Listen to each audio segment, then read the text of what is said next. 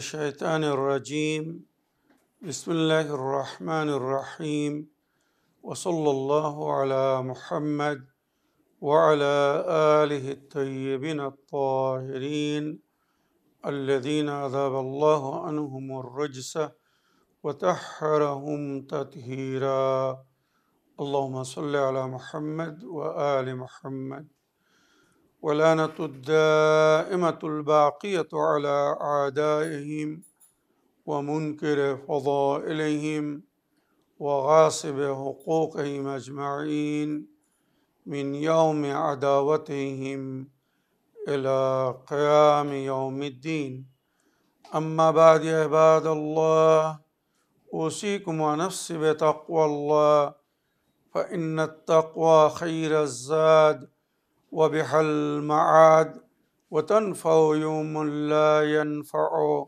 فيه مال ولا بنون إلا من أتى الله بقلب سليم وصلى الله على محمد وعلى آله الطيبين الطاهرين اللهم صل على محمد وآل محمد وعجل فرجهم আমার প্রিয় দর্শক ও শ্রোতাবৃন্দ আসসালামু আলাইকুম ওয়া রাহমাতুল্লাহি ওয়া বারাকাতুহু আপনাদের সকলকে আন্তরিক সালাম ও শুভেচ্ছা জানিয়ে আজকের অনুষ্ঠান ইসলাম ইন বাংলায় আপনাদেরকে স্বাগতম জানাই। আজ পবিত্র রবিউল আউয়াল মাসের 17 তারিখ। আজকের দিন ইসলামিক ইতিহাসে বড় শুভ ও গুরুত্বপূর্ণ দিন, যেদিন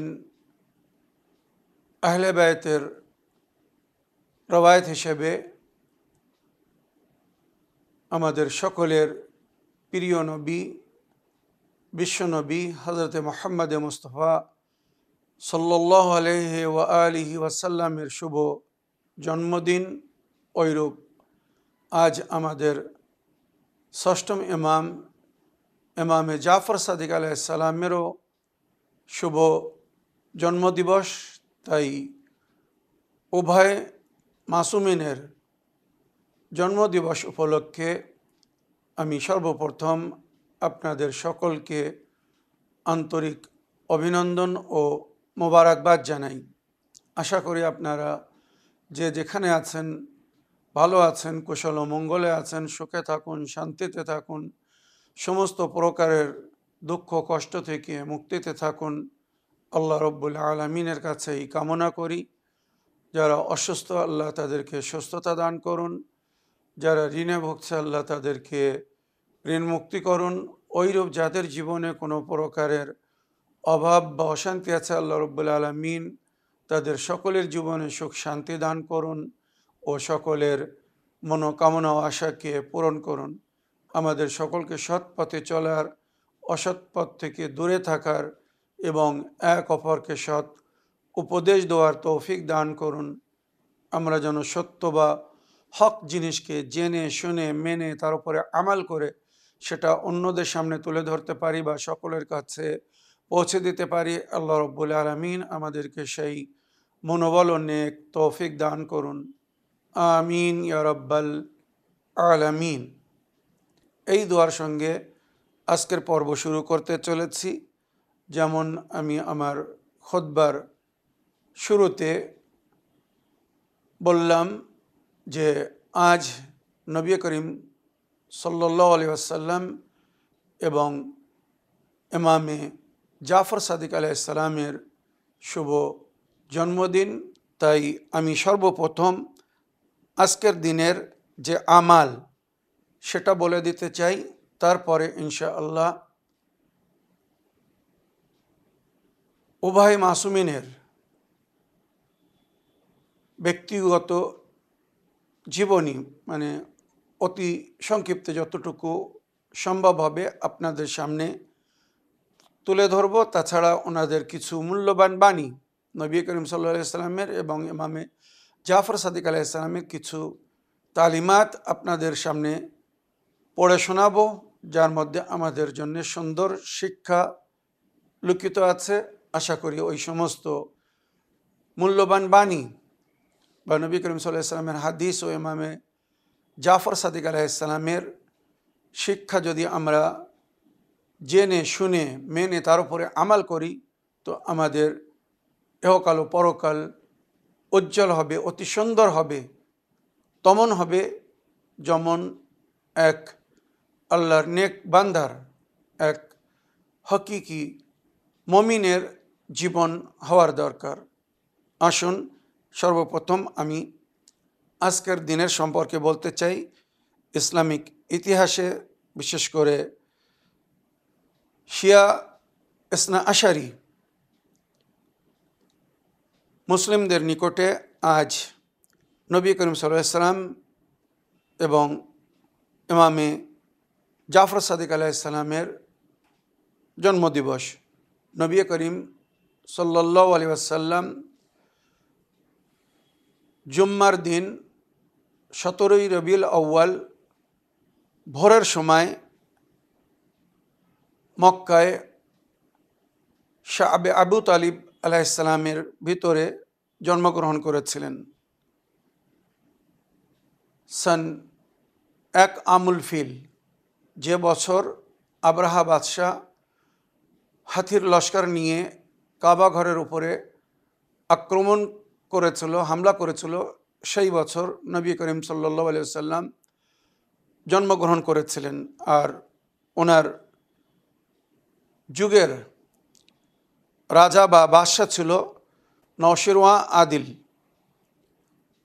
দুজন ব্যক্তির সম্পর্কে ইতিহাসে লেখা হয়েছে, বা নবী করিম সাল্লাল্লাহু আলাইহি ওয়াসাল্লামও বলেছিলেন যে তারা হয়তো আল্লাহর প্রতি ঈমান স্থাপন না করার কারণে নরকে যাবে, কিন্তু তারা নিজের সুকর্মের কারণে জাহান্নামে থেকেও জাহান্নামের আগুন থেকে বা আযাব থেকে মুক্তি পাবে বা মুক্তিতে থাকবে।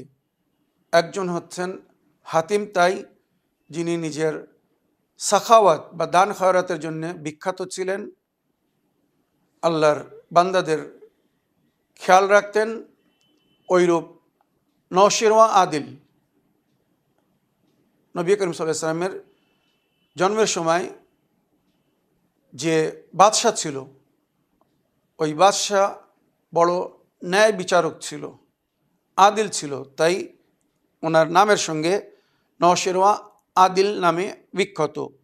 এনারা দুজন নরকে যাবে, কিন্তু নরকের আগুন বা জাহান্নামের সাজা বা শাস্তি থেকে মুক্তিতে থাকবেন। নবী করিম সাল্লাল্লাহু আলাইহি ওয়াসাল্লাম 1 আমুল ফিলে জন্মগ্রহণ করেছিলেন। আর সেম ওই দিন জুম্মার দিন 17ই রবিউল আউয়াল 83 হিজরিতে আমাদের ষষ্ঠম ইমামে জাফর সাদিক আলাইহিসসালাম জন্মগ্রহণ করেন। আর উভয় মাসুম কিন্তু দুটি পদবী বা লাকাবে বিখ্যাত। নবী করিম সাল্লাল্লাহু আলাইহি ওয়াসাল্লাম যেমন সাদিক ও আমিন ছিলেন, বা সাদিক ও আমিন এই দুই পদবীর মাধ্যমে বিখ্যাত ছিলেন, ওইরূপ আমাদের ষষ্ঠম ইমাম, ওনার নাম হচ্ছে জাফর, আর তার সঙ্গে সাদিক লাগানো হয়, যেটি ওনার পদবী। উনি সত্যবাদী ছিলেন, তাই ওনাকে সাদিকে আলে মোহাম্মদ বলা হয়। আর উনি আমানতদার ছিলেন, তাই ওনার জিয়ারতের মধ্যে উল্লেখ হয়েছে, আসসালামু আলাইকা আইয়ুহাল ইমাম আল জাফর আস সাদিক আল বারুল আমিন। আমার সালাম ইমামে জাফর সাদিক আলাইহিস সালামের উপরে, যিনি সত্যবাদী ছিলেন, নেকুকার ছিলেন। আর সাদিক আল বারুল আমিন, বারুন মানে নেকুকার, তো সাদিক সত্যবাদী, বারুন নেকুকার, আল আমিন আমানতদার। যেমন কুফফার ও মুশরিকিনে মক্কা, তাদের একটি বিশ্বাস ছিল, আস্থা ছিল প্রিয় নবী করিম সাল্লাল্লাহু আলাইহি ওয়াসাল্লামের সততার উপরে এবং ওনার আমানতদারির উপরে। তারা হয়তো নবীকে নবী বলে মানত না, কিন্তু নবীকে একটি সত্যবাদী এবং আমানতদার মানত। আর তারা জানতো এই ব্যক্তি আমাদের আমানাতে খেয়ানত করবেন না। আর ইতিহাসে উল্লেখ আছে যে কুফফার ও মুশরিকিনদের সর্দাররা, কাবিলার সর্দাররা নবীকে শবে হিজরাত মারার জন্য ওনার ঘরের ঘেরাও করেছিল। তাদেরও আমানত নবীর কাছে ছিল। তাই নবী করিম সাল্লাল্লাহু আলাইহি ওয়াসাল্লাম মাওলা আলী আলাইহিস সালামকে হিজরত করার আগে সেই আমানত সমর্পণ করেছিলেন আর বলেছিলেন, আই আলী, এই আমানত কাল সকালে তাদেরকে দিয়ে দিও যাদের নাম আর তাদের কি আমানত এখানে লিপিবদ্ধ করা আছে। ওইরূপ ইমামে জাফর সাদিক আলাইহিস সালামের যুগে বানু আব্বাস তারা অনেকেই হয়তো ইমামে জাফর সাদিক আলাইহিস সালামকে নিজের ইমাম মানত না, কিন্তু তারা একটা জিনিস খুব ভালো রকম জানতো যে এই ব্যক্তি মানে ইমামে জাফর সাদিক আলাইহিস সালাম উনি সত্যবাদী, উনি আমানতদার। তাই তারা যখন সফরে যেত, বাড়ি থেকে কখনো বাইরে ভ্রমণে যেত, তো নিজের বাড়ির মূল্যবান জিনিস ইমামে জাফর সাদিক আলাইহিস সালামের বাসায় রেখে যেত, ইমামে জাফর সাদিক আলাইহিস সালামের দায়িত্বে দিয়ে যেত। কেননা তাদের একটা পরিপূর্ণ বিশ্বাস ছিল যে যেমন নবী করিম সাল্লাল্লাহু আলাইহি ওয়াসাল্লাম নিজের শত্রু বা দুশমনদের আমানাতে খেয়ানত করেননি, ওইরূপ ইমামে জাফর সাদিক আলাইহিস সালাম আমাদের আমানাতে খেয়ানত করবেন না। সুতরাং যেমন নবী করিম সাল্লাল্লাহু আলাইহি ওয়াসাল্লাম সাদিক ও আমিন বিখ্যাত ছিলেন, ওইরূপ ইমামে জাফর সাদিক আলাইহিস সালামও নিজের যুগে নিজের সময়ে সাদিক ও আমিন রূপে বিখ্যাত ছিলেন। তাই আজকের দিনে আমাদেরকে উভয়ে মাসুমিনের জিয়ারত পড়তে বলা হয়েছে। আজকের দিনের বিশেষ আমালের মধ্যে সর্বপ্রথম রোজা। মনে রাখবেন 17ই রবিউল আউয়ালের রোজা নবী করিম সাল্লাল্লাহু আলাইহি ওয়াসাল্লামের শুভ জন্মদিবসের রোজাকে বছরের 4টে বিশেষ রোজার মধ্যে একটি রোজা গণ্য করা হয়েছে বা বলা হয়েছে, যে রোজার কমসে কম সওয়াব 1 বছর যদি একজন লাগাতার রোজা রাখে, 1 বছর 12 মাস যদি কেউ রোজা রাখে, শুধু সেই দিন ছাড়া যে দিনগুলোতে রোজা রাখা জায়েজ না, 1 বছরের রোজা রাখার সওয়াব পাবে যদি কেউ 17ই রবিউল আউয়াল রোজা রাখে।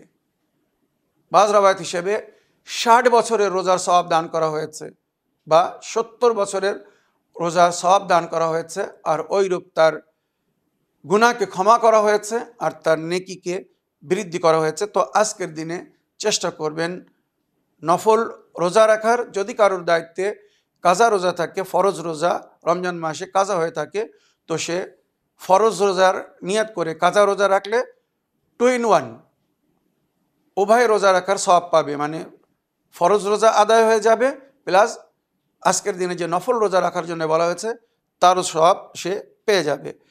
আর আজকের দিনে গোসল করতে আর গোসল করে নবী করিম সাল্লাল্লাহু আলাইহি ওয়াসাল্লাম এবং ইমামে জাফর সাদিক আলাইহিস সালামের জিয়ারত পড়তে বলা হয়েছে। ওই সঙ্গে সঙ্গে মাওলা আলী আলাইহিস সালামের জিয়ারত আজকের দিনে পড়তে বলা হয়েছে। নবী করিম সাল্লাল্লাহু আলাইহি ওয়াসাল্লামের শুভ জন্মদিবসে মাওলা আলী আলাইহিস সালামের জিয়ারত পড়তে বলা হয়েছে। কেন? এর কারণ ওই জিয়ারতের মধ্যে বা জিয়ারতের ফজিলতে উল্লেখ হয়েছে যে নবীর দিনের প্রচারের কাজে প্রথম দিন থেকে হযরত আলী আলাইহিস সালাম পায়ে পায়ে নবীর সঙ্গে ছিলেন। দাওয়াতে জুল আশিরা থেকে, যেখান থেকে নবী করিম সাল্লাল্লাহু আলাইহি ওয়াসাল্লাম ইসলামের দাওয়াত দেওয়া শুরু করেছিলেন, যেটা ইসলামিক ইতিহাসের মধ্যে উল্লেখ হয়েছে। মনে রাখবেন, নবী করিম সাল্লাল্লাহু আলাইহি ওয়াসাল্লাম যখন এই দিনের দাওয়াত দেওয়া শুরু করেছিলেন, তো রাওয়ায়াত হিসেবে যখন কোরআনের এই আয়াত অবতীর্ণ হয়েছিল, ওয়ানদির আশিরাতাকাল আকরাবিন, আপনার নিকটতম আত্মীয় স্বজনদেরকে দিনের দিকে আমন্ত্রণ জানান আর তাদেরকে সতর্ক করুন, যদি তারা দিনে ইসলামকে ফলো করে, সত্য দিনকে মেনে চলে, তো তারা নেজাত পাবে, জান্নাতবাসী হবে। আর তারা যদি সত্য দিনকে গ্রহণ না করে, সঠিক ইসলামিক সংবিধানকে বা ইলাহি সংবিধানকে ফলো না করে, না মানে, তো তাদের ঠিকানা নরক বা জাহান্নাম হবে। ওয়াকফির জানাহাকা লিমান ইত্তাবাকা মিনাল মুমিনিন, আর যারা আপনার কথা শুনবে, মুমিনিনরা আপনার উপরে ঈমান এনে আপনার কথা শুনবে, আপনি তাদেরকে স্বাগতম জানান। ফাইন আসাউকা, যদি কেউ এর মধ্যে আপনার হুকুমকে অস্বীকার করে, অমান্য করে, ফাকুল ইন্নী বারিউম মিম্মা তা'মালুন, তো আপনি তাদেরকে বলে দিন, তোমরা যেটা করছো এর থেকে আমি বিরত।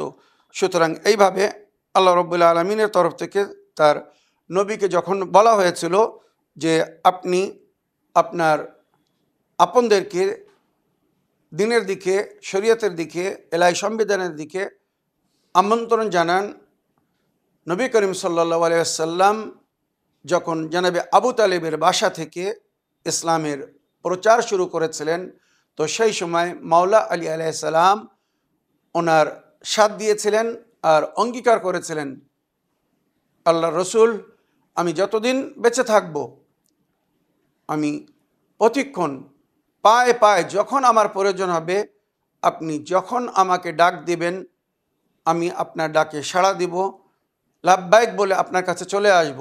সুতরাং ওই জন্যে আজকের দিনে নবীর শুভ জন্মদিনে মাওলা আলী আলাইহিস সালামেরও জিয়ারত পড়তে বলা হয়েছে, কেননা নবীর দিন যদি এই দুনিয়ায় বিস্তার হয়েছে বা দুনিয়াবাসীদের কাছে পৌঁছেছে, তো এতে মাওলা আলী আলাইহিস সালামের বড় যোগদান ছিল, ওনার হাত ছিল, পায়ে পায়ে উনি মদত করেছিলেন, ইসলাম দুশমনদের সঙ্গে যুদ্ধ করেছিলেন, লড়াই করেছিলেন, তারপরে এই দিন দুনিয়ার কাছে, সকলের কাছে পৌঁছেছিল।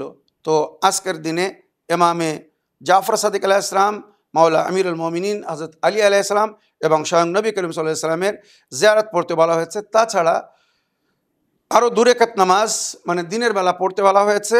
নিয়ত হবে আমি 17 রবিউল আউয়ালের 2 রাকাত নামাজ পড়িতেছি কুরবাতান ইলাল্লাহ, মনে রাখবেন। এইভাবে নিয়ত করে 2 রাকাত নামাজ পড়তে হবে সকালের নামাজের মতো। প্রতি রেখাতে একবার সূরা আলহাম, 10 বার সূরা কদর আর 10 বার সূরা তৌহিদ পড়তে হবে। 2 রাকাত নামাজ যখন হয়ে যাবে, এবারে তাসবিহ জাহরা সালামুল্লাহ আলাইহা পড়তে হবে। তারপরে সমস্ত দুয়ার অ্যাপের মধ্যে বা দুয়ার বইয়ের মধ্যে 17 রবিউল আউয়ালের আমালে একটি বিশেষ দোয়া আছে, ওই দোয়াটি পড়তে হবে। ওই দোয়াটি যদি কেউ পড়ে, তো আল্লাহ রাব্বুল আলামিন তার মনোকামনা আশাকে পূরণ করবেন, তার জীবনে সুখ শান্তি দান করবেন। এছাড়া আরও অনেক ফজিলাতের জিকির হয়েছে। এবারে আমি ওভাই মাসুমিন আলাইহিস সালামের ব্যক্তিগত জীবনী শোনানোর আগে এখানে একটি ঐতিহাসিক ঘটনা শোনাতে চাই, যার মাধ্যমে আপনারা বুঝতে পারবেন যে নবী করিম সাল্লাল্লাহু আলাইহি ওয়াসাল্লামের শুভ জন্মদিবস আজকের দিন 17 রবিউল আউয়াল। ইমামে জাফর সাদিক আলাইহিস সালামের একজন সাহাবী রাত্রে স্বপ্ন দেখছে, সে আল্লাহর নবীর দরবারে হাজির হয়েছে। নবী করিম সাল্লাল্লাহু আলাইহি ওয়াসাল্লামের দরবারে যখন সে হাজির হয়েছে, নবী করিম সাল্লাল্লাহু আলাইহি ওয়াসাল্লামকে অভিনন্দন জানানোর জন্যে, ওনার শুভ জন্মদিবস উপলক্ষে ওনাকে মোবারকবাদ দেওয়ার জন্যে ওই সাহাবী নবী করিম সাল্লাল্লাহু আলাইহি ওয়াসাল্লামের দরবারে হাজির হয়েছে। তো যখন নবীর সঙ্গে সাক্ষাৎ করে দোয়া সালাম করার পরে অভিনন্দন জানিয়েছে, তো নবী করিম সাল্লাল্লাহু আলাইহি ওয়াসাল্লাম উপহারস্বরূপ নবী করিম সাল্লাল্লাহু আলাইহি ওয়াসাল্লামের সামনে সবসময় উত্তম, মানে আরব দেশের যে খেজুর উৎপাদন হয় তার মধ্যে সবচেয়ে উত্তম খেজুর সবসময় নবী করিম সাল্লাল্লাহু আলাইহি ওয়াসাল্লাম নিজের দরবারে যেখানে বসতেন ওখানে রাখতেন। যারা সাক্ষাৎ করতে আসতো, বিশেষ করে নতুন মেহমানরা আসতো, তো নবী করিম সাল্লাল্লাহু আলাইহি ওয়াসাল্লাম ওই খেজুর দিয়ে ওয়েলকাম করতেন, স্বাগতম জানাতেন, মিষ্টিমুখ করাতেন, যেটাই বলুন, মানে এইভাবে নবী করিম সাল্লাল্লাহু আলাইহি ওয়াসাল্লাম খেজুর এবং পানির মাধ্যমে নতুন মেহমানকে বা যারা সাক্ষাৎ করতে আসতো তাদেরকে স্বাগতম জানাতেন। আজ যখন এই ব্যক্তি ইমামে জাফর সাদিক আলাইহিস সালামের যুগে স্বপ্ন দেখছে, আমি আল্লাহ নবীর দরবারে হাজির হয়েছে ওনাকে অভিনন্দন জানানোর জন্যে। তো যখন নবী করিম সাল্লাল্লাহু আলাইহি ওয়াসাল্লামকে আমি অভিনন্দন জানিয়েছি, মোবারকবাদ দিয়েছি, উনি খুশি হয়ে ওনার সামনে যে খাঞ্জার থালায় খেজুর রাখা ছিল, এক মুঠো ভরে, বড় এক মুঠো ভরে খেজুর তুলে আমাকে উপহার দিলেন। যাও, তুমি এবং তোমার পরিবার এটা খাও। এটা আমরা বলতে পারি একটি রিটার্ন গিফট বলুন বা জন্মদিনের একটি উপহার বলুন, নবী করিম সাল্লাল্লাহু আলাইহি ওয়াসাল্লাম তাকে দিলেন। সাহাবী বলছে, আমি যখন ওই খেজুর গুনলাম তো 17টি খেজুর ছিল। নবী এক মুঠো খেজুর আমাকে তুলে দিলেন, নবী কিন্তু গুনে দেননি, মুঠো ভরে খেজুর দিয়ে দিলেন। আমি যখন সেটা পরে গুনলাম, গণ্য করলাম তো 17টি খেজুর ছিল। ওই ব্যক্তি বলছে, আমি তার পরের দিন, যে রাত্রে আমি স্বপ্ন দেখলাম তার পরের দিন 17ই রবিউল আউয়াল ছিল, আমি ভাবলাম আমি ইমামে জাফর সাদিক আলাইহিস সালামের দরবারে যাব, ওনাকে ওনার শুভ জন্মদিবস উপলক্ষে অভিনন্দন জানাবো, ওইরূপ ওনার জাদ নবী করিম সাল্লাল্লাহু আলাইহি সাল্লামের শুভ জন্মদিবস উপলক্ষে অভিনন্দন জানাবো। যখন ইমামদেরকে, মাসুমিনদেরকে ওনাদের শুভ জন্মদিবস উপলক্ষে কেউ অভিনন্দন জানাতো বা অভিনন্দন জানানোর জন্যে যেত, ওনারা উপহার দিতেন। সুতরাং আজ এই ব্যক্তি ইমামে জাফর সাদিক আলাইহিস সালামের দরবারে এসেছে, ইমামে জাফর সাদিক আলাইহিস সালামকে শুভ জন্মদিবস উপলক্ষে অভিনন্দন জানাচ্ছে। তার সঙ্গে সঙ্গে প্রিয় নবী করিম সাল্লাল্লাহু আলাইহি সাল্লামের শুভ জন্মদিবস উপলক্ষে অভিনন্দন জানালো। তো রাত্রের যেমন স্বপ্ন দেখেছিল, ওইরূপ ইমামে জাফর সাদিক আলাইহিস সালামের সামনে একটি খাঞ্জার থালার উপরে আরব দেশের বিখ্যাত খেজুর, আজওয়া খেজুর যাকে বলা হয়, খেজুর রাখা ছিল। ইমামে জাফর সাদিক আলাইহিস সালাম ওই খাঞ্জার থালা থেকে এক মুঠো খেজুর তুললেন আর ওই সাহাবীর কোলে দিয়ে দিলেন বা তার হাতে দিয়ে দিলেন। সাহাবী খুব আনন্দিত হলো। সে ওই খেজুরকে গণ্য করলো, পাশে গিয়ে ওই খেজুরকে গুনলো, গুনে দেখলো 17টি খেজুর। অবাক, আশ্চর্য। সে নিজের স্বপ্নের তাবির জানতে চেয়েছিল, কিন্তু সে ভুলে গিয়েছিল। সুতরাং সে ইমামের কাছে পুনরায় আসছে, এসে বলছে, মাওলা, এতে কি কোনো একটি দুটি খেজুর বেশি করা যাবে না? ইমাম জাফর সাদিক আলাইহিস সালাম মিসকে হেসে বললেন, যদি আমার জাদ রাসূলুল্লাহ এর চেয়ে তো বেশি দিয়ে থাকতেন, আমিও বেশি করে দিতাম। ওই ব্যক্তি ইমাম জাফর সাদিক আলাইহিস সালামের দুই হাতকে চুম্বন করে বলল, মাওলা, আপনি কি করে জানলেন যে আপনার জাদ রাসূলুল্লাহ আমাকে 17টি খেজুর দিয়েছিলেন গতকালকে রাত্রে? আমি এটাই স্বপ্ন দেখেছিলাম। ইমামে জাফর সাদিক আলাইহিস সালাম বললেন, তুমি যেটা স্বপ্নে দেখেছিলে ওটা বাস্তব। কেননা ইমাম নবীদেরকে যখন কেউ স্বপ্নে দেখে সেটা সত্য, বাস্তব দেখে, বাশারাত। সুতরাং আমার জাদ রাসূলুল্লাহ তোমাকে যে স্বপ্নের মাধ্যমে 17টি খেজুর দিয়েছিলেন, তুমি ওনার শুভ জন্মদিবস উপলক্ষে অভিনন্দন জানাতে গিয়েছিলে, উনি তোমাকে 17টি খেজুর দিয়ে একটি ইশারা বা ইঙ্গিত করেছেন যে ওনার শুভ জন্মদিবস 17ই রবিউল আউয়াল। ওইরূপ আল্লাহ রাব্বুল আলামিনও আমাকে এই দুনিয়ায় পাঠিয়েছিলেন 17ই রবিউল আউয়াল 83 হিজরিতে। তাই আমিও না দেখে মুঠো ভরে তোমাকে খেজুর দিয়েছি, তার সংখ্যাও কিন্তু 17টি। কত সুন্দর আন্তরিক মিল মাসুমিনদের মধ্যে। এবারে ভেবে দেখুন, এখান থেকে ক্লিয়ার হয়ে গেল। ইমামে জাফর সাদিক আলাইহিস সালাম বললেন যে প্রিয় নবী করিম সাল্লাল্লাহু আলাইহি সাল্লামের জন্মদিবস ছিল 17ই রবিউল আউয়াল, যেদিন আমিও এই দুনিয়ায় এসেছিলাম 83 হিজরিতে। ইমামে জাফর সাদিক আলাইহিস সালামের জীবনী শোনানোর আগে আমি নবী করিম সাল্লাল্লাহু আলাইহি সাল্লামের সংক্ষিপ্ত জীবনী আপনাদের সামনে তুলে ধরছি। তারপরে ইনশাআল্লাহ নবী করিম সাল্লাল্লাহু আলাইহি সাল্লামের কিছু মূল্যবান বাণী আপনাদেরকে শোনাবো। প্রিয় নবী আল্লাহর শেষ নবী ছিলেন, ওনার নাম মোহাম্মদ ইবনে আবদুল্লাহ, ওনার কুনিয়াত বা ডাক নাম ছিল আবুল কাসিম। আর ওনার পবিত্র লাকাব বা পদবী সাদিক ও আমিন, যেটা বললাম, সত্যবাদী এবং আমানাতদার। রসুল আল্লাহ, উনি আল্লাহর রসুল ছিলেন। মোস্তফা, যেটি ওনার নামের সঙ্গে অধিক ব্যবহার হয়, মোহাম্মদে মোস্তফা বলে আমরা ওনাকে জানি, মানি, বা ওনার যখনই নাম নেই বা যখন ওনার নাম আমরা কোথাও লিখি তো মোহাম্মদে মোস্তফা লিখি। মোস্তফা মানে সিলেক্টেড, আল্লাহর পছন্দিত এবং সবচেয়ে প্রিয় বান্দা ছিলেন উনি।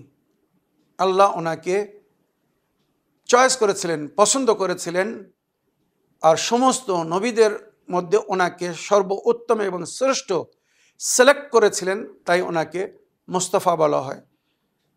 হাবিবুল্লাহ, আল্লাহর বন্ধু ছিলেন।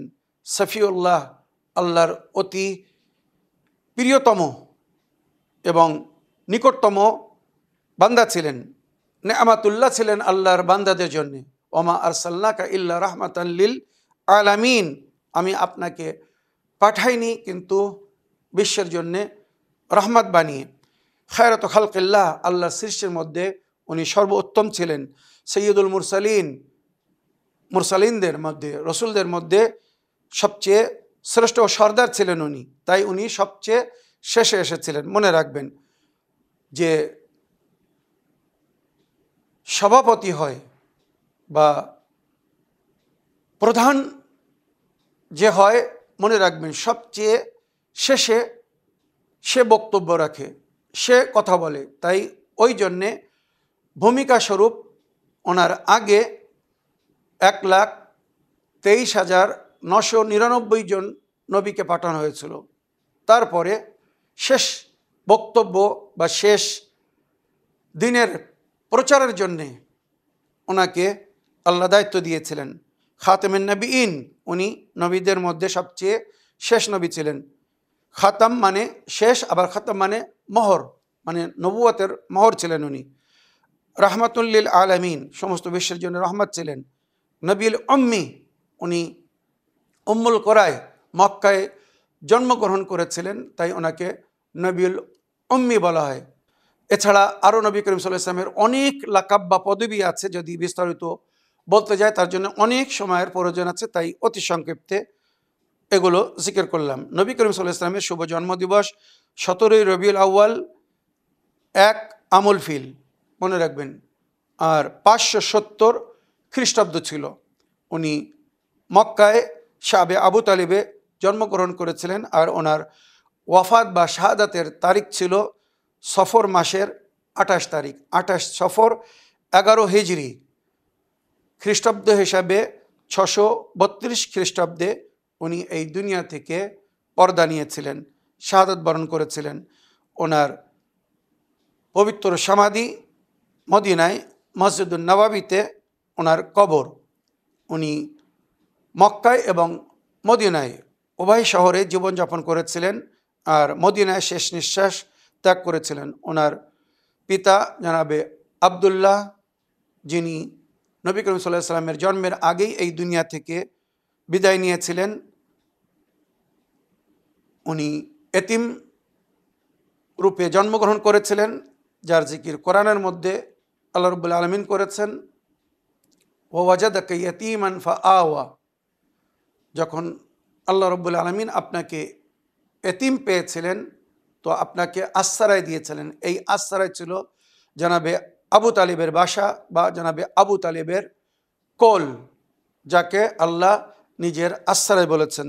এবারে ভেবে দেখুন জনাবে আবু তালিব কত সম্মান রাখতেন আল্লাহর নিকটে। ওনার মা জননী ছিলেন জনাবে আমেনা বিবি।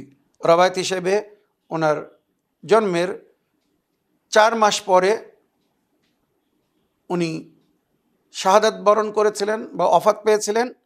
আবার কিছু রবায়ত হিসেবে না, 4 বছরও লেখা হয়েছে। যাই হোক, নবী করিম সাল্লাল্লাহু আলাইহি ওয়াসাল্লামের স্ত্রীদের নাম হচ্ছে জনাবে খাদিজাতুল কোবরা। যতদিন জনাবে খাদিজাতুল কোবরা বেঁচে ছিলেন, নবী করিম সাল্লাল্লাহু আলাইহি ওয়াসাল্লাম দ্বিতীয় কোনো বিবাহ করেননি। উনি জনাবে খাদিজাতুল কোবরাকে খুব ভালোবাসতেন। আর জনাবে খাদিজাতুল কুবরা সম্পর্কে নবী নিজে বলেছিলেন যে খাদিজা সেই সময় আমাকে সমর্থন জানিয়েছিল যে সময় সমাজ আমাকে বাইকট করছিল। খাদিজা সেই সময় আমার সাথ দিয়েছিল যে সময় কেউ আমাকে সাথ দিতে চাচ্ছিল না। কুফার ও মুশরিকিনদের ভয়ে আমার থেকে দূরে থাকছিল। আর খাদিজাতুল কুবরা নিজের ধন দৌলত এমনকি নিজের অস্তিত্বকে আমার উপরে সমর্পণ করে রেখেছিল। আমার কোনো কষ্ট হতে দিত না। খাদিজা যতদিন বেঁচে ছিল আমার কোনো দুঃখ বা কষ্ট হয়নি। ওয়েলথ পাওয়ার, আর্থিক শক্তি ছিল জনাবে খাদিজাতুল কুবরা, আর ডিফেন্স পাওয়ার প্রোভাইড করেছিলেন জনাবে আবু তালিব। জনাবে খাদিজাতুল কুবরার পরে উনি বিবাহ করেছিলেন সৌদাকে, তারপরে আয়েশা বিবি, তারপরে হাফসা, তারপরে জাইনাব বিনতে খাজিমা, উম্মে হাবিবা, উম্মে সালমা, জাইনাব বিনতে জাহেশ, জোয়াইরিয়া, সাফিয়া এবং মাইমুনা। এই হচ্ছে নবী করিম সাল্লাল্লাহু আলাইহি ওয়াসাল্লামের স্ত্রীদের নাম। আর ওনার একমাত্র কন্যা ছিলেন জনাবে ফাতেমা জাহরা সালামুল্লাহ আলাইহা। ওনার 3টি পুত্র সন্তান ছিল যারা অল্প বয়সে মারা গিয়েছিল। জনাবে কাসিম, যার জন্য ওনাকে আবুল কাসিম বলা হয়, আর জনাবে আবদুল্লাহ, ওনার ডাকনাম তৈয়বও ছিল, আর জনাবে ইব্রাহিম। আর নবী করিম সাল্লাল্লাহু আলাইহি ওয়াসাল্লামের টোটাল জীবনী বা বয়স ছিল 63 বছর। নবী করিম সাল্লাল্লাহু আলাইহি ওয়াসাল্লামের বংশ জনাবে ইব্রাহিমের ছেলে জনাবে ইসমাইলের সঙ্গে জড়িত হয়। আর এনারা দিনে হানিফের ওপরে ছিলেন, মিল্লাতে ইব্রাহিমের ওপরে ছিলেন। সুতরাং যারা কুফর করেছিল তারা আলাদা হয়ে গিয়েছিল, যারা কুফর করেনি তারা সবাই দিনে হানিফ বা মিল্লাতে ইব্রাহিমের অন্তর্ভুক্ত ছিল।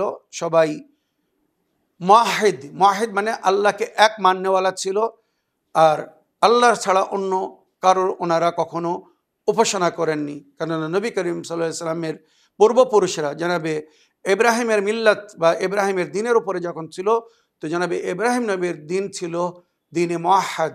উনি আল্লাহর সমস্ত বান্দাদেরকে আল্লাহর ঐক্যতা এবং আল্লাহর অদ্বিতীয় এবং আল্লাহর উপাসনা ও ইবাদতের দিকে আমন্ত্রণ জানিয়েছিলেন, আল্লাহর অদ্বিতীয় হওয়ার এবং আল্লাহর একমাত্র উপাসনার দিকে আমন্ত্রণ জানিয়েছিলেন। এবারে আমি নবী করিম সাল্লাল্লাহু আলাইহি ওয়াসাল্লামের মক্কার জীবনী বা মদিনার জীবনী শোনাতে চাই হিস্ট্রিক্যাল হিসাবে, মানে কোন হিজরতে কি ঘটনা ঘটেছিল নবীর জীবনে যখন উনি মক্কায় ছিলেন, মানে খ্রিস্টাব্দ হিসাবে, ওইরূপ যখন হিজরত করে মদিনায় আসলেন, তো কোন হিজরিতে কবে কি ইতিহাস বা ঘটনা ঘটেছিল এগুলো যদি শোনাতে চাই তো অনেক সময়ের প্রয়োজন আছে। আর আমার সময় খুব অল্প রয়ে গেছে। আমি এখন ইমামে জাফর সাদিক আলাইহিস সালামেরও সামান্য জীবনী আপনাদেরকে শোনাবো। এবারে আমি নবী করিম সাল্লাল্লাহু আলাইহি ওয়াসাল্লামের 1টি বা 2টি হাদিস পড়ব, তারপরে ইমামে জাফর সাদিক আলাইহিস সালামের সংক্ষিপ্ত জীবনী আপনাদের সামনে তুলে ধরব। নবী করিম সাল্লাল্লাহু আলাইহি ওয়াসাল্লাম নিজের সুচরিত্র এবং সৎ ব্যবহারের জন্য খুব পরিচিত বা বিখ্যাত ছিলেন, যার জিকির কোরআনেও হয়েছে, ইন্নাকা লা আলা খুলুকিন আযীম, আপনি আজিম চরিত্রের মালিক, সুচরিত্রের মালিক ছিলেন।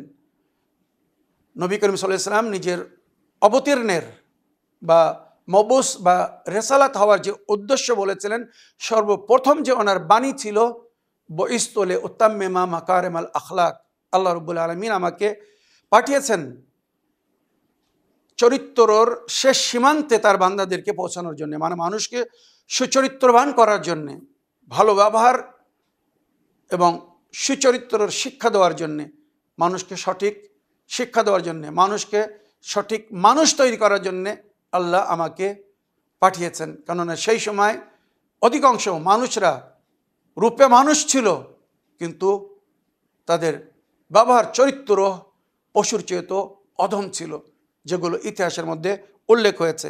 তাই নবী করিম সাল্লাল্লাহু আলাইহি ওয়াসাল্লামের 2টি বা 3টি এমন হাদিস শোনাতে চাই যার মধ্যে সুচরিত্রের উল্লেখ হয়েছে, বা যদি কারোর ব্যবহার সুন্দর হয় বা ভালো হয় তো তার পরিণাম বা পরিফল কি হবে। এখানে নবী করিম সাল্লাল্লাহু আলাইহি ওয়াসাল্লামের হাদিস, আহাব্বু ইবাদিল্লাহি ইলাল্লাহ আহসানুহুম খুলকান, আল্লাহর নিকটে সবচেয়ে প্রিয় বান্দা হচ্ছে সেই বান্দা যার ব্যবহার বা চরিত্র ভালো ও সুন্দর।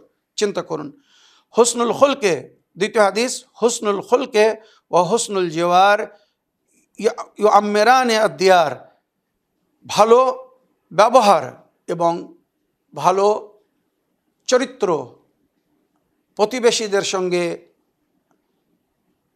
পাড়াপড়শিদের সঙ্গে, এলাকার লোকদের সঙ্গে যদি ভালো ব্যবহার করা হয় তো এই সুচরিত্র এবং ভালো ব্যবহার অন্যদের সঙ্গে ইউআম্মিরান দিয়ার মানে দেশ বা সমাজকে গড়ে তোলে, সুন্দর করে। এক সুন্দর সমাজের জন্যে যেটি অতি প্রয়োজন, ধন দৌলতের চেয়ে তো বেশি প্রয়োজন যেটার, সেটা হচ্ছে মানুষের সদ্ব্যবহার, সুচরিত্র। যে সমাজের লোকের ব্যবহার বা চরিত্র ভালো, সেই সমাজ আজ দুনিয়ায় সবচেয়ে উন্নয়নমূলক এবং কল্যাণযোগ্য।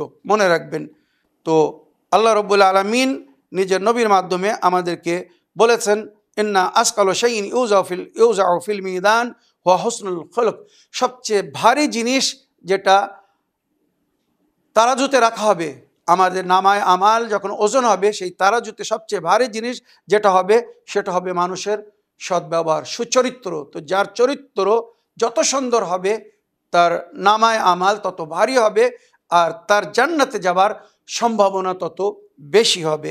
আল্লাহ আমাদেরকে তৌফিক দান করুন এই সুন্দর হাদিসগুলো যেগুলো আমরা শুনলাম যেন আমরা আপন করে এর উপরে আমাল করতে পারি। আসুন এবারে আমি ইমামে জাফর সাদিক আলাইহিস সালামের সংক্ষিপ্ত জীবনী আপনাদেরকে শোনাবো, যেখানে ইমামে জাফর সাদিক আলাইহিস সালাম আমাদের ষষ্ঠম ইমাম বলা হয়েছে ইতিহাসে। উনি আমাদের ষষ্ঠম ইমাম। ওনার কুনিয়াত বা ডাকনাম ছিল আবু আবদুল্লাহ সানি, আবু আবদুল্লাহ আউয়াল। ইমামে হোসেন আলাইহিস সালামকে বলা হয়। শুধু আবু আবদুল্লাহ যদি বলা হয় তো এটা নবীর জন্যও ব্যবহার হয়েছে ওনার জিয়ারতের মধ্যে। আর আবু আবদুল্লাহ আউয়াল ইমামে হোসেন আলাইহিস সালাম, আর আবু আবদুল্লাহ সানি ইমামে জাফর সাদিক আলাইহিস সালামকে বলা হয়। আর ওনার পদবী বা লাকাব হচ্ছে সাদিক, যেটা ওনার নামের সঙ্গে অধিক ব্যবহার হয়, জাফর আস সাদিক। ওইরূপ আমিন, আমানতদার, সাবির, ধৈর্যধারী ছিলেন, অনেক ধৈর্য ধরতেন। তাহির, পবিত্র, ফাজিল, সমস্ত ফজিলাতের মালিক ছিলেন। ওনার শুভ জন্মদিবস অর্থাৎ ইমাম জাফর আলাইহিস সালামের শুভ জন্মদিন হচ্ছে 17ই রবিউল আউয়াল 83 হিজরি। ওনার জন্মস্থান হচ্ছে মদিনা, মদিনায় উনি জন্মগ্রহণ করেছিলেন। ওনার ইমামাতের টোটাল পিরিয়ড ছিল 34 বছর। 114 হিজরিতে উনি জন্মগ্রহণ করেন, আর 148 হিজরিতে উনি পর্দা নিয়েছিলেন বা ওনাকে বিষ দিয়ে শহীদ করা হয়েছিল। ওনার ইমামাতে টোটাল পিরিয়ড ছিল 34 বছর। 25 শাওয়াল 148 হিজরিতে উনি পর্দা নেন এই দুনিয়া থেকে। ওনাকে বিষ দেওয়া হয়েছিল খাদ্যের মাধ্যমে, উনি শাহাদাত বরণ করেছিলেন। পবিত্র মদিনার বিখ্যাত কবরস্থান জান্নাতুল বাকিতে ওনার কবর। উনি অধিকাংশ মদিনায় জীবনযাপন করেছিলেন, মাঝে মধ্যে উনি অন্য জায়গায় গিয়েছিলেন, যার মধ্যে সবচেয়ে বেশি উল্লেখ হয়েছে ইরাক। উনি বহুবার ইরাকের সফর করেছিলেন। ওনার পিতা ইমামে মোহাম্মদ বাকির আলাইহিস সালাম, ওনার মা জননী উম্মে ফরওয়া। ওনার স্ত্রীদের মধ্যে যে নাম উল্লেখ হয়েছে ফাতেমা বিনতে হোসাইন বিন জায়েদ বিন ইমাম হোসেন, ইমাম হোসেন আলাইহিস সালামের ছেলে আলী ইবনুল হোসেন জাইনুল আবেদিন, ওনার ছেলে জায়েদ, জায়েদের ছেলে ছিল হোসেন, সেই হোসেনের এক কন্যা ছিল ফাতেমা, সেই কন্যার সঙ্গে ওনার বিবাহ হয়েছিল। আর দ্বিতীয় স্ত্রী ছিল জানাবে হামিদা বারবারিয়া। ওনার থেকে ইমামে মুসা কাযিম আলাইহিস সালাম যুগের ইমাম উনি জন্মগ্রহণ করেছিলেন, সেই যুগের মানে ইমামে জাফর আলাইহিস সালামের পরে যিনি ইমাম হয়েছিলেন। ওনার আওলাদদের মধ্যে ইসমাইল, আবদুল্লাহ আল আফতা, উম্মে ফরওয়া, ইমামে মুসা কাযিম আলাইহিস সালাম, ইসহাক, মোহাম্মদ, দিবাজ, আব্বাস, আলী, আসমা, ফাতেমা, এই হচ্ছে ওনার সন্তানদের নাম। এ বিষয়েও বিস্তারিত আলোচনা করতে গেলে অনেক সময়ের প্রয়োজন আছে। ওনার টোটাল বয়স ছিল 65 বছর। এবারে আমি ইমামে জাফর সাদিক আলাইহিস সালামের একটি বা দুটি মূল্যবান হাদিস শোনাবো সময়ের স্বল্পের কারণে শুধু একটি বা দুটি হাদিস শোনাতে চাই। ইমাম জাফর সাদিক আলাইহিস সালাম বলেছেন, আমাদের অনুগামী অনুসারী যারা, তারা কখনো এমন কাজ করবে না যার কারণে তাদেরকে লজ্জিত হতে হবে, প্লাস তাদের সঙ্গে আমাদেরকে লজ্জিত হতে হবে। সুতরাং ইমাম জাফর সাদিক আলাইহিস সালাম নিজের শিয়াদের পরিচয় বিভিন্নভাবে করেছিলেন। বিশেষ করে বলেছিলেন, আউয়ালে ওয়াক্ত নামাজের সময় যদি নামাজের পার্টিতে দেখা যায় তো ওই ব্যক্তি আমাদের অন্তর্ভুক্ত, আর যদি আউয়ালে ওয়াক্ত নামাজের পার্টিতে না দেখা যায় তো ওই ব্যক্তি আমাদের অন্তর্ভুক্ত না। এবারে ইমামে জাফর সাদিক আলাইহিস সালাম বলেছেন, আউয়াল মা ইউহাসিব বিহিল আবদু আস-সালাত ফাইন কবিলাত কবিলা সাইরু আমালিহি ওয়া ইন রুদ্দা আলাইহি সাইরু আমালিহি। সর্বপ্রথম যে বিষয় নিয়ে পরকালে হিসাব হবে সেটা হচ্ছে নামাজ। যদি নামাজ কবুল হয় তো অন্য সমস্ত আমাল কবুল হবে, আর ওই ব্যক্তির যদি নামাজ কবুল না হয় তো তার অন্য সমস্ত আমালকে আল্লাহ রদ করে দেবেন। ইমামে জাফর সাদিক আলাইহিস সালাম বলছেন, কালা আলাইহিস সালাম কাদা হাজাতুল মুমিন আফদাল মিন আলফ হজ্জাতিন মুতাকাব্বিলা বিমানাসিকা ওয়া ইতকা আলফ রাকাবাতিন লিওয়াজিল্লাহ ওয়া হিমলানে ফুরস ফি সাবিলিল্লাহ বিসারজিহা ওয়া লাহমিহা। ইমাম জাফর আলাইহিস সালাম বলছেন, কোনো মুমিনের প্রয়োজনকে পুরো করা 1000 হজ পরিপূর্ণ মানাসিকের সঙ্গে আদায় করার পরে যে সওয়াব পাবে, বা আল্লাহর পথে 1000 গোলাম যদি আজাদ করে, ওইরূপ 1000 ঘোড়ার উপরে ধন দৌলত রেখে যদি আল্লাহর পথে আজাদ করে, তো যে সওয়াব এক মুমিনের হাজাতকে পুরো করার আল্লাহ সেই সওয়াব দান করেছেন। আর শেষ হাদিস বলতে চাই, কালা আলাইহিস সালাম ইদা ফাশাত আরবা জাহারাত আল আরবা, 4টে জিনিস যখন হবে তখন 4টে জিনিস প্রকাশ হবে। কি হলে কি প্রকাশ হবে বা কি হলে কি দেখা যাবে, ভালো করে মন দিয়ে শুনবেন। আর এটা খুব বাস্তব প্র্যাকটিক্যাল হাদিস, যেটা আমরা দেখছি। ইদা ফাশাত জিনা কাসরাতে জিলজাল, যখন জেনা কেস সাধারণ হয়ে যাবে, আম হয়ে যাবে, প্রকাশ্যভাবে এগুলো হবে, তখন ভূমিকম্প বেশি হবে, যেটা আজ আপনারা দেখছেন। ফাশাত জেনা কাসরাতে জিলজাল, যখন জেনা প্রকাশ্য রূপে হবে তখন ভূমিকম্প বেশি হবে। ওয়াইদা আমসাকাতি যাকাত হালাকাতুল মাশিয়া, যখন মানুষ যাকাত দেওয়া বন্ধ করে দেবে তখন পশু প্রাণী মারা যাবে, বিনা কোনো কারণে পশু প্রাণী মারা যাবে, যেগুলো আমরা দেখছি। ওয়াইদা জারাল হুকাম ফিল কাজা আমসাকাতিল মাতার মিনাস সামা, যখন বাদশারা, রাজারা, রুলাররা, হাকিমরা, দেশের শাসকরা জুলুম অত্যাচার করবে, আল্লাহ তখন বৃষ্টিপাত কম করে দেবে। ওয়াইদা জাফারাত জিম্মা নসর আল মুশরিকুন আল মুসলিমিন, আর কাফির জিম্মি যদি প্রভাবিত হয়ে যায়, যাদেরকে মুসলমানেরা অনেক সময় সমর্থন করে, তো মুসলমানদের সমর্থনে কাফির জিম্মে যদি প্রভাবশালী হয়ে যায়, তখন মুসলমানদের উপরে মুশরিকিনরা রাজত্ব করবে। পুরো বিশ্বে আপনারা দেখুন, এটাই বাস্তব, এটাই হকিকত। এই বলে আমার আজকের বক্তব্য এখানে শেষ করলাম। আরও অনেক সুন্দর বাণী আপনাদেরকে শোনাতে চাচ্ছিলাম, কিন্তু সময়ের অভাবে, সময় শেষ হওয়ার কারণে আজকে আর কিছু বলতে পারছি না। অবশেষে আরও একবার প্রিয় নবী করিম সাল্লাল্লাহু আলাইহি ওয়াসাল্লাম এবং ইমামে জাফর সাদিক আলাইহিস সালামের শুভ জন্মদিবস উপলক্ষে আপনাদের সকলকে আন্তরিক অভিনন্দন ও মোবারকবাদ জানাই। আশা করি আজকের দিনের নেকিতে যখন আপনারা দোয়া করবেন, জিয়ারত পড়বেন, নামাজ পড়বেন, দোয়া করবেন, আমাদেরকেও দোয়াতে স্মরণে রাখবেন। এই বলে আজকের বক্তব্য এখানে শেষ করলাম। ওয়া আখিরু দাওয়ানা আলহামদুলিল্লাহি রাব্বিল আলামিন। ওয়াসসালামু আলাইকুম ওয়া রাহমাতুল্লাহি ওয়া বারাকাতুহু।